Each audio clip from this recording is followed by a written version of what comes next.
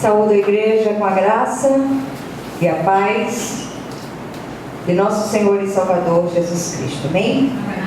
Vamos abrir nossa Bíblia hoje no livro de Êxodo, capítulo 14. E eu queria que você deixasse sua Bíblia aberta do versículo 13 até o 25.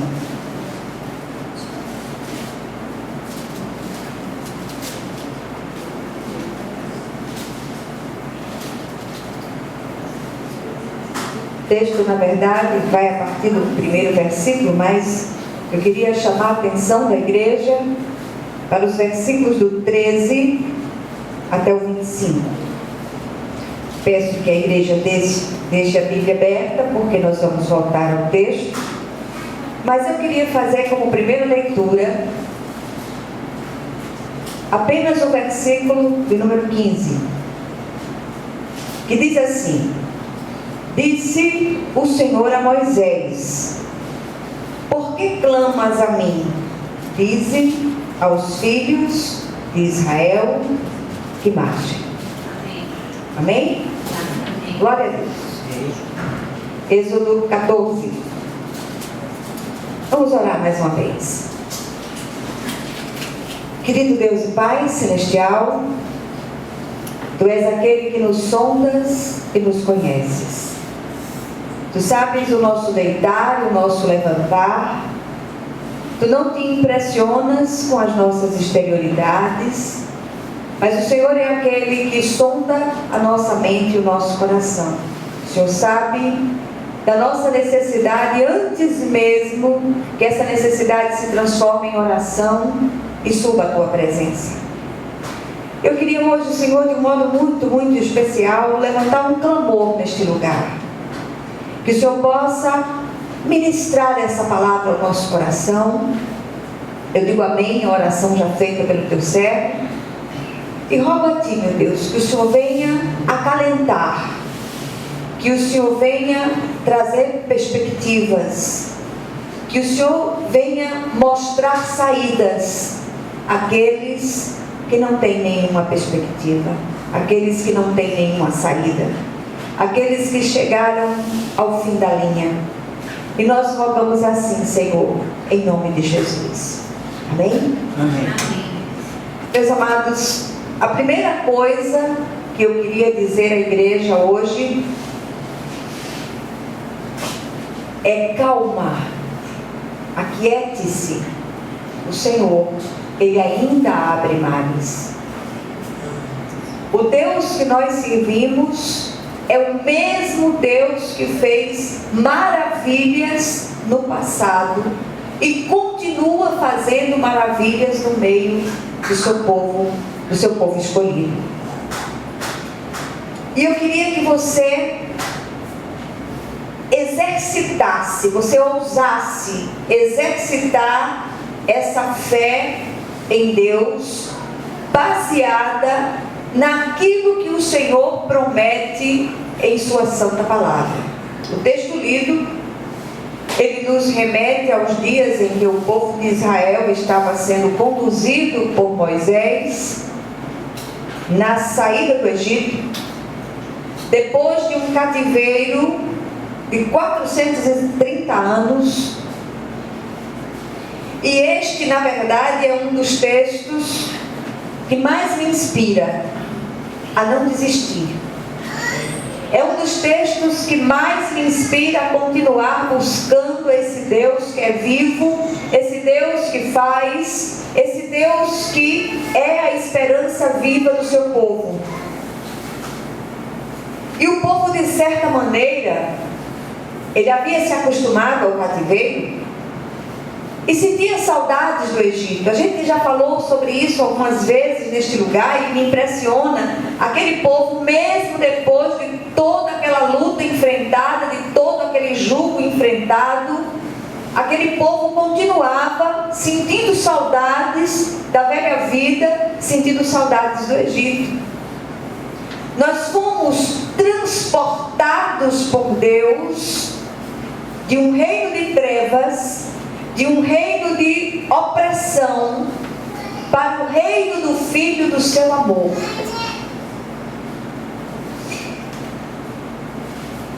A situação de Israel do passado era uma situação desesperadora, era uma situação sem saída, e é exatamente aí que o Senhor entra com a única saída absolutamente impensável, uma única saída improvável. E a gente tem insistido com isto neste lugar há alguns dias, alguns cultos. Nós temos insistido em falar sobre esse assunto. Conte com o improvável de Deus, conte com o sobrenatural de Deus. O milagre para nós precisa ser uma possibilidade real. E eu não estou falando daquele milagre de mentira, de faz de conta, daquele milagre inventado, daquele milagre criado para impressionar as pessoas. Eu estou falando do milagre que vem para nós. Esse milagre que nos toca, esse milagre que transforma, esse milagre que faz coisas que não existirem virem a existir. É desse milagre que eu estou falando. O milagre acontece na vida daqueles que plantam sementes gloriosas de fé. Um dia eu vi uma faixa no carro, e nesse carro tinha uma faixa que dizia mais ou menos assim, daqueles adesivos de carro: quem planta fé, colhe milagres. Que nós possamos plantar sementes vivas de fé. Israel no deserto, é muito interessante que não fez outra coisa senão murmurar, senão reclamar, senão se maldizer, como muitos de nós. Quando eu comecei a palavra, eu disse: vamos ousar crer. Você não está vendo nada, você não está vendo possibilidade, você não está vendo saída, você está achando que as coisas não vão acontecer. Tem um texto em Hebreus 11, 27, falando a respeito de Moisés. O capítulo 11 da carta aos Hebreus é chamada de grande galeria dos heróis da fé da Bíblia. E naquele texto, no versículo 27, diz acerca de Moisés que ele permaneceu firme como quem vê aquele que é invisível. Será que nós, à semelhança de Moisés, nas nossas lutas, nas nossas encrencas, nas nossas impossibilidades, nós olhamos, nós permanecemos firmes como quem vê aquele que é invisível? Claro que não. Porque se nós olhássemos na direção daquele que é invisível, se nós olhássemos na perspectiva daquele em cujas mãos estão todas as possibilidades, se nós não arredássemos os nossos olhos dele, só ele, nós veríamos a glória de Deus. Quando Jesus ele ressuscita Lázaro, e antes mesmo da ressurreição acontecer, uma das irmãs disse: Senhor, já cheira mal, é de 4 dias. E o Senhor disse: se creres, verás a glória de Deus. Está aí a chave das nossas vitórias, está aí a chave das nossas saídas. Eu queria que você saísse daqui com o firme propósito de ousar crer naquele que é invisível, mas é real. Amém? Israel não confiava no Senhor, mesmo depois de grandes sinais, dos grandes sinais realizados no Egito. Nós temos a memória curta, e algumas pessoas com as quais eu faço o aconselhamento, eu tenho estimulado essas pessoas até um diário de bordo dos grandes feitos de Deus. Anote aquela bênção que você recebeu, coloque a data, porque nos dias em que você estiver abatida, você abre aquele registro e você vai ver ali aquilo que Deus fez.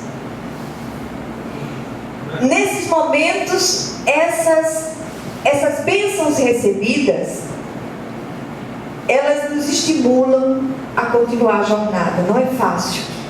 E não é fácil para nenhum de nós. Nós tendemos a achar que a nossa luta é maior do que todas as lutas que existem. Talvez seja, porque está doendo na nossa carne. Mas eu quero dizer a você, nós temos um Deus que faz maravilhas. O próprio Senhor, Ele fala por intermédio de um dos seus profetas. Ele diz: acaso há coisa demasiado difícil ou maravilhosa demais para mim? Será que há alguma coisa que o nosso Deus não possa fazer? E você pode retrucar: mas eu não estou vendo nada. Nós não fomos chamados para ver antes de crer.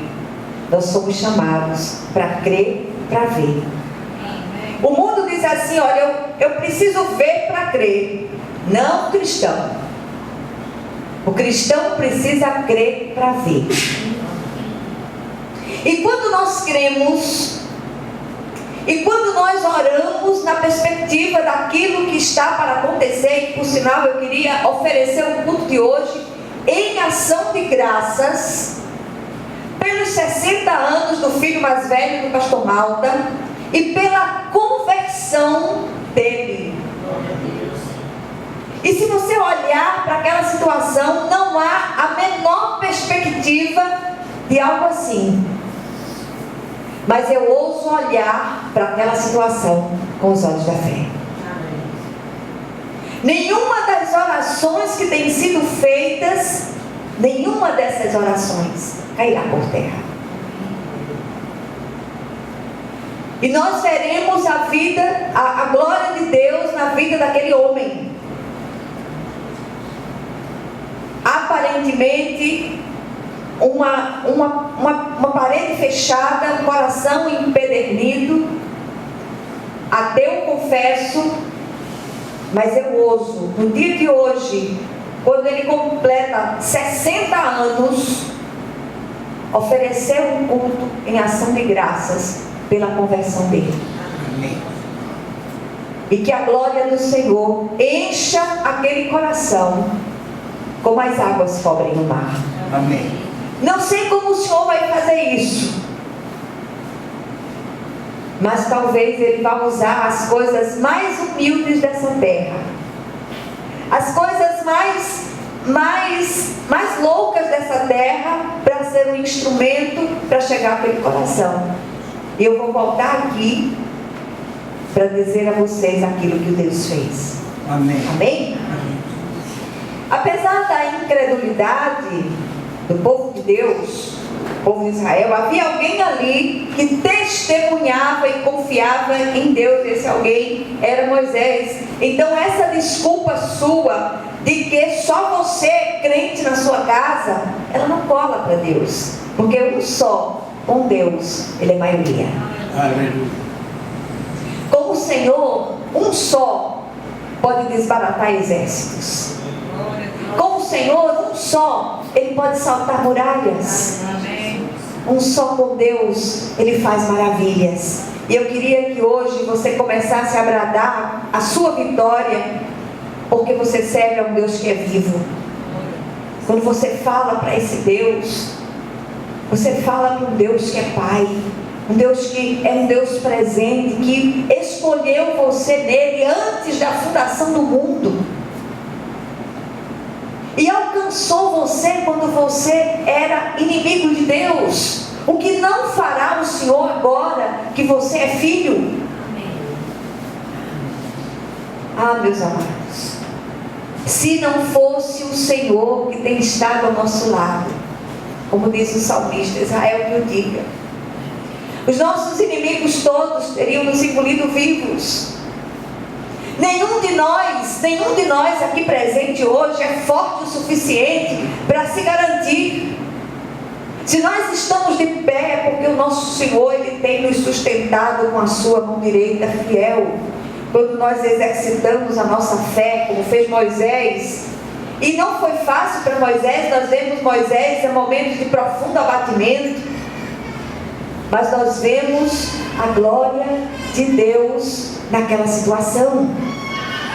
E Moisés, nós descobrimos que Faraó e seu exército não representam absolutamente nada. Eu não sei quem são os inimigos que têm se levantado contra a sua vida. Eu não sei se é a solidão, eu não sei se são os parentes, eu não sei se é a situação financeira, eu não sei o que está se passando com você, mas o Senhor, Ele sabe. Então comece a dizer: Senhor, eu creio que Tu podes. Moisés, no exercício da sua fé e autoridade, ele se posiciona e dá algumas ordens ao povo para fazê-lo despertar daquela sua apatia espiritual, apatia essa que muitos de nós têm mergulhado.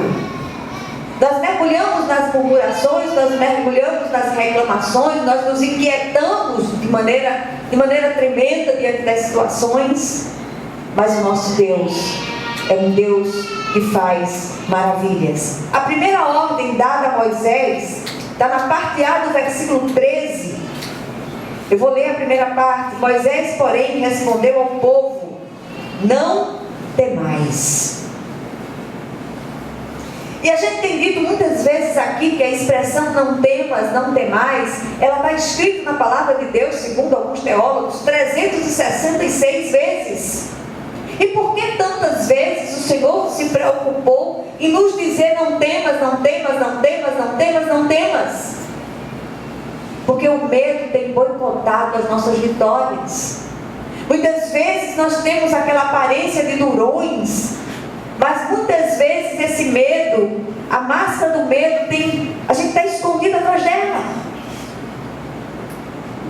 Essa aparência de durão é só uma máscara exterior, mas há um medo lá atrás que tem nos paralisado. E Moisés disse ao povo: não era fácil.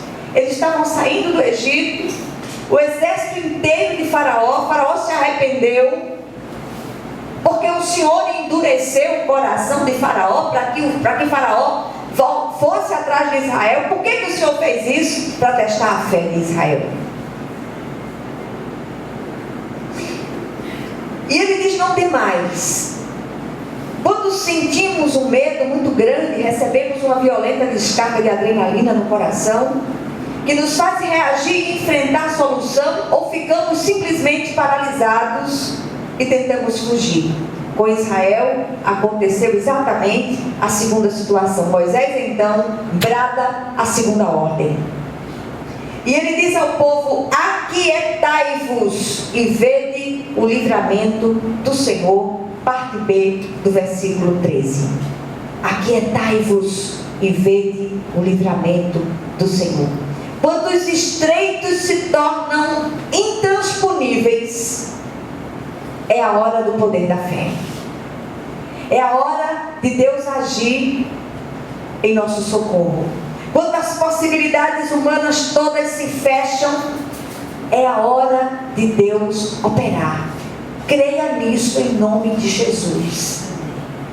Muitas vezes você vem a um culto de oração como esse, você nas suas orações você diz que crê, mas quando você bota o pé fora da porta da igreja, você diz: sei lá, o negócio está tão feio, eu não sei o que vai acontecer. Oh, infeliz, tu não acabaste de dizer que tu crias em Deus?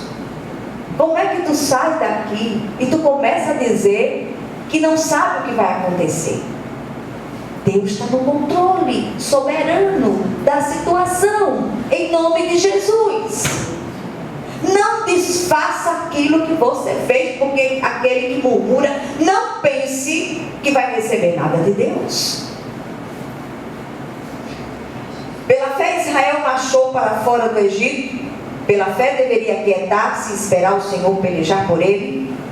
Era preciso que naquela hora de tremenda crise o povo parasse de se debater e tentar saídas humanas.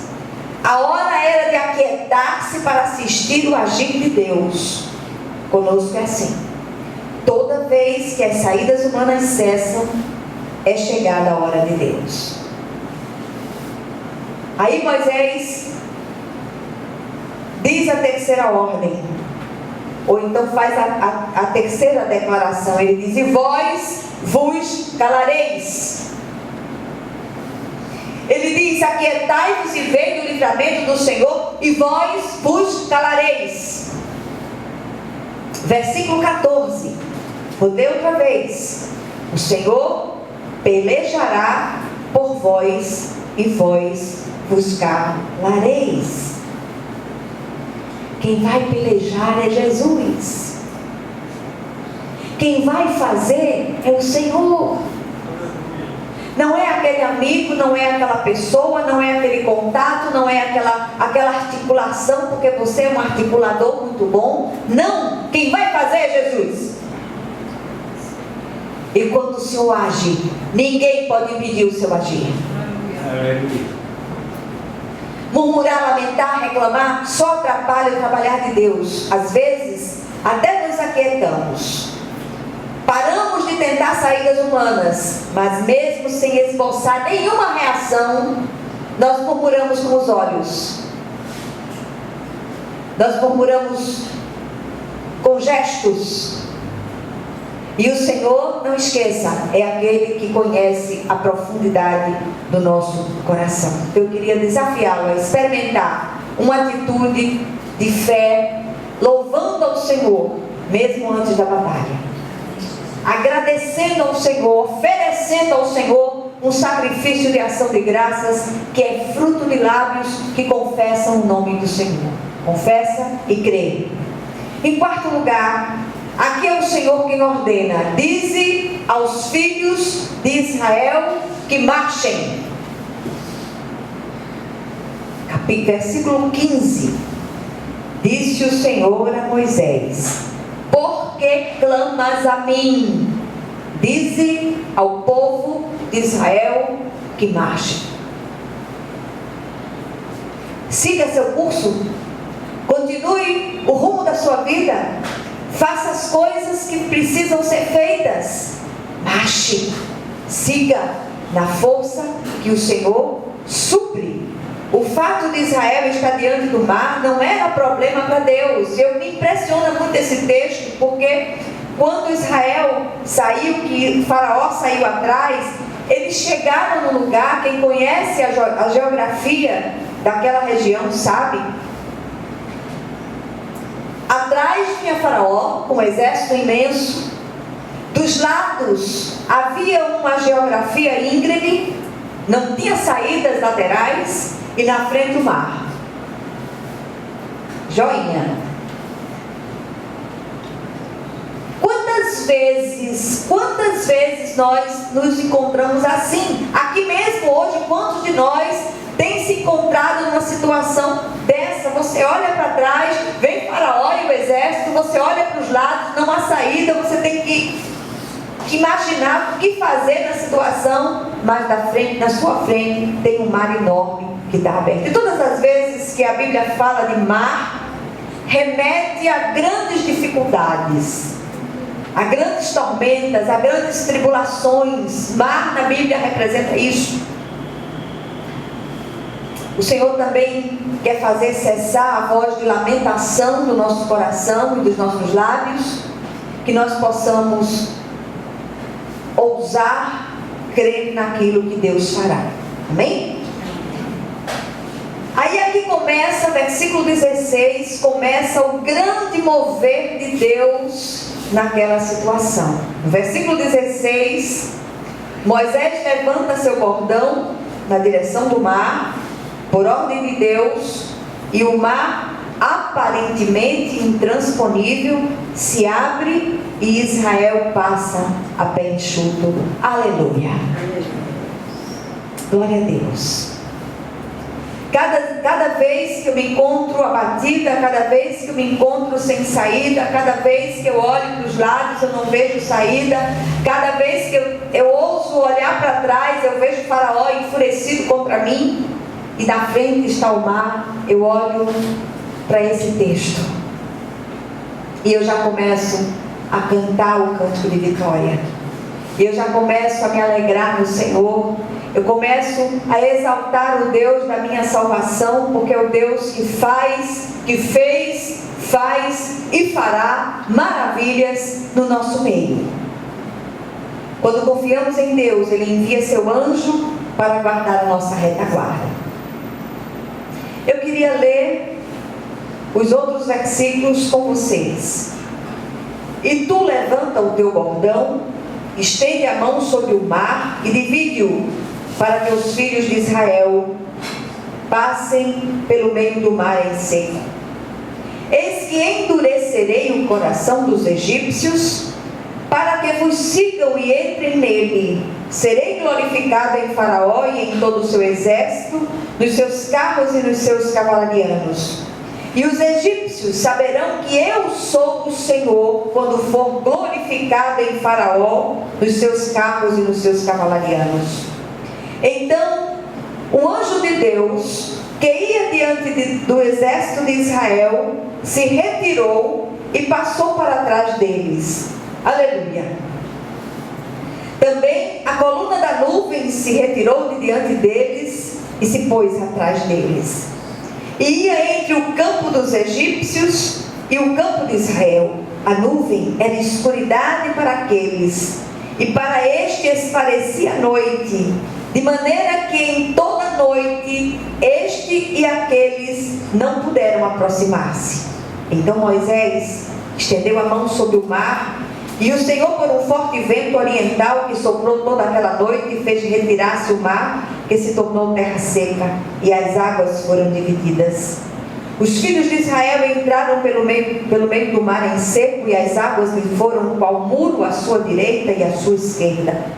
Os egípcios que os perseguiam entraram atrás deles, todos os cavalos de Faraó, os seus carros e os seus cavalarianos, até o meio do mar.